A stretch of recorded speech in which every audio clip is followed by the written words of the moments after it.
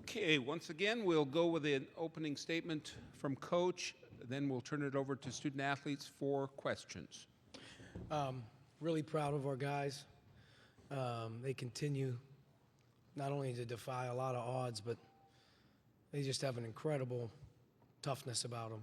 And our experience, especially with the 5 core guys that have played in the NCAA tournament, now have won 5 games in the tournament in 2 years. I think it's a big reason why we're able to continue to play the way we are, is because they know how to do it. And it's a credit to them.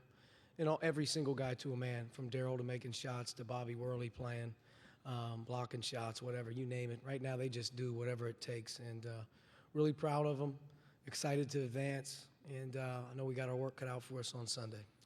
Okay, questions for Deshaun and Jordan? In the back, in the middle there. Jordan, can you just talk about the defense again? You guys had active hands, blocking passing lanes. You seemed to stifle them the first 10 minutes of the game. Just how your defense really kind of kept you in a tight game in the first half. Yeah, well, when we were prepping for them, Coach told us to just make them uncomfortable. Whatever we do, just make them feel uncomfortable, switch up our defenses. We know Dunn is a great ball handler. He was great at, in transition, great facilitator. So you just wanted to play a team defense and just make it uncomfortable for them. Okay, a question from Bill. Yes, from Deshaun. How tough was it to maneuver inside against them? Obviously, they're a very big team. How did you guys adjust to that? Just moving the ball around. We had a lot of confidence. We have a lot of confidence in each other, and just making the extra pass and knocking down shots. Our shot wasn't falling down in the first half, and in the second half, a lot of us stepped up and made big-time shots. Here's a question from Tim in the middle here.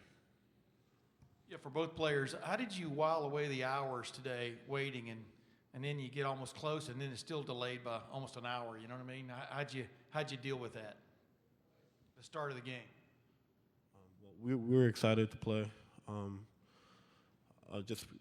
We just started to prep a little bit more with the time that we had, and just staying excited and being ready for the game, and that was about it.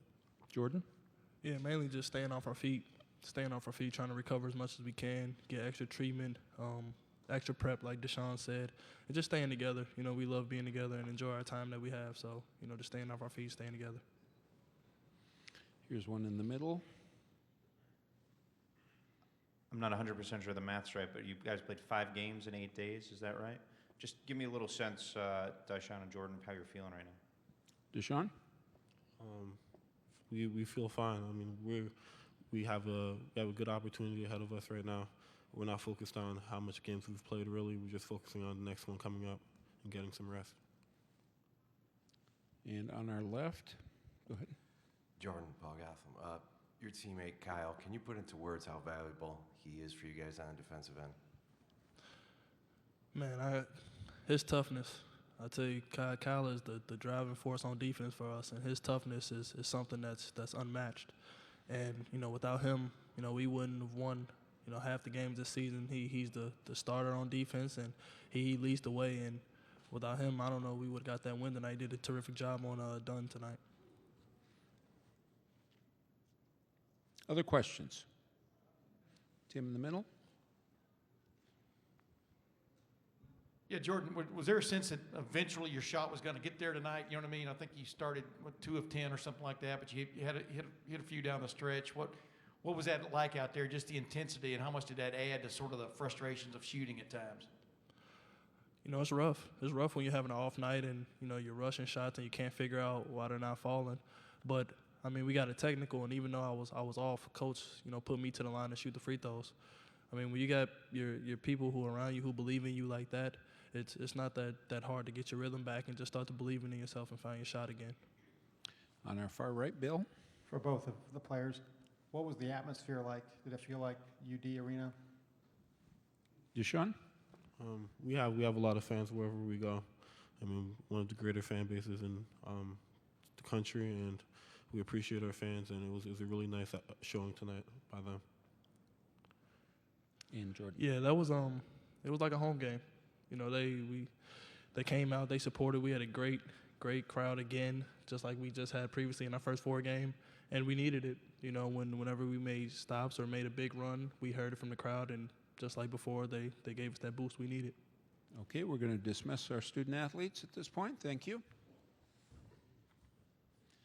Coach is ready for questions. Raise your hand. Right there in the middle. Or do you mind touching on the atmosphere a little bit? I mean, it was obviously a very pro-Dayton crowd. It's powerful. You know, I think our fans, you know, continue to be on front and center stage right now. It's a great time of the year for them to be on front and center stage, but knowing that we were playing in Columbus, you know, I had a hunch what it was going to feel like. And, you know, I remember playing in Buffalo last year, playing against Syracuse and thinking, my gosh, this is like, you know, Carrier Dome. And I think it feels like a home game for us. I mean, it's an incredible feeling. It's a genuine fan base. They're excited. And, you know, we appreciate them. To our right, Coach. Yeah, Coach Miller, can you talk about Worley and what he gave you tonight? Boy, he just came through for you big time. Bobby's done a great job for us all year. I think one of the things that Bobby's done right now is because he hasn't logged the amount of minutes that the other guys have, he's got a great bounce about him. From the offensive rebounds to the block shots, I mean, the way he's moving, he has a great freshness about him. And he's played in enough games now where he feels like he belongs. And I'm proud of Bobby. You know, Bobby was on the bench last year. He never took his warm-up off. And he's developed. He's been coached. He listens. And he's a very valuable asset to us right now. And, you know, I think, you know, he's carved out a heck of a niche. In the middle on the left here. Coach, can you just talk a little bit about Kyle's defense? Another stifling game defensively on one of the better guards in the country. He's terrific right now. He's locked in, and he's got a great energy about him. He's playing to win. You know, watching him tonight against arguably what I thought was still probably do think so. Chris Dunn's probably the best point guard in all of college basketball. He's so fast. He delivers the ball so fast. And Kyle was able to at least contain and keep him in front, be tough, especially when they were setting ball screens.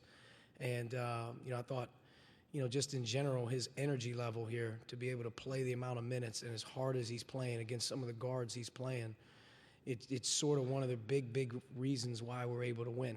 You know, it's one thing to shoot well and make free throws. It's another thing to have just a total attention to detail and locked in on defense against the other team's best guys. And that's not easy to do. But on this type of stage and this type of environment, you know, he's ready to go.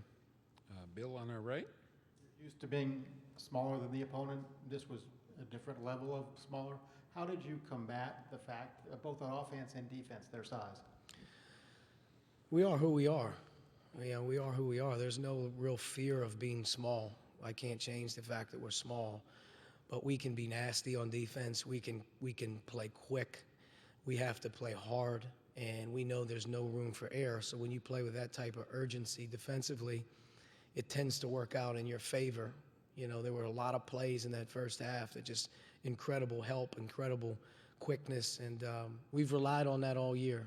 And, you know, sometimes, like I said, big is overrated. You know, we're getting hit on the glass pretty good right now, but we're not turning it over. Those are the two things we have to have intact. And, you know, I think as we move into Oklahoma, you know, the three-point line and the way they shoot the ball, you know, that's going to be a whole nother concern. So we'll get back after it, but we have a quickness about us, and I also think our guys, they believe in what we do. You know, there's no asking questions. I mean, they execute the plan to the best of their ability, and the results kind of speak for themselves. Okay, we have time for one more in the middle. Archie, you have a number of guys that went through this last year, and you talked about how that's helped.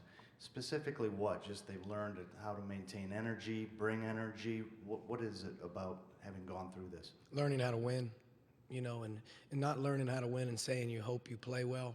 Winning by executing on both sides of the ball. There's got to be a plan intact, and we've really improved. You know, our defense and our offense has evolved. Our guys believe in what we do.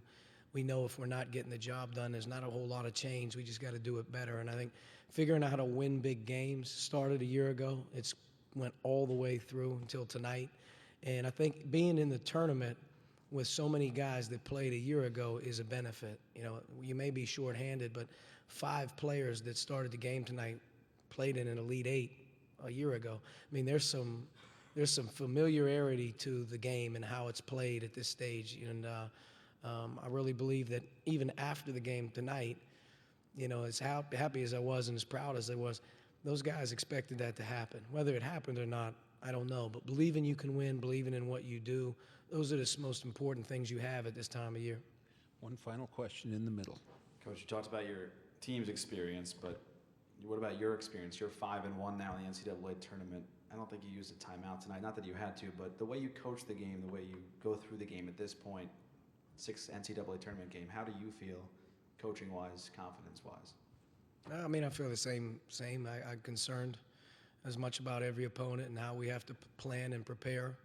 But I'm very, very confident in what they absorb and what we're trying to do. You know, it's one thing to go out there with a group of guys that, you know, aren't together or hope they play well. It's another thing to take a group of people who absolutely sell out every single day. I mean, these guys have practiced at times this year with 4 players available for practice. 4. You have an ankle sprain, you have an injury, you have a guy who needs a break. How do you practice with 4 people? But the 4 that are practicing, they're practicing. And I think it's just a tribute to them. It doesn't really have a whole lot to do with me at this point. The culture sort of is growing, and I think the guys on our team have great character. They have great togetherness. Okay, Coach, congratulations. Thank you. We'll see you tomorrow.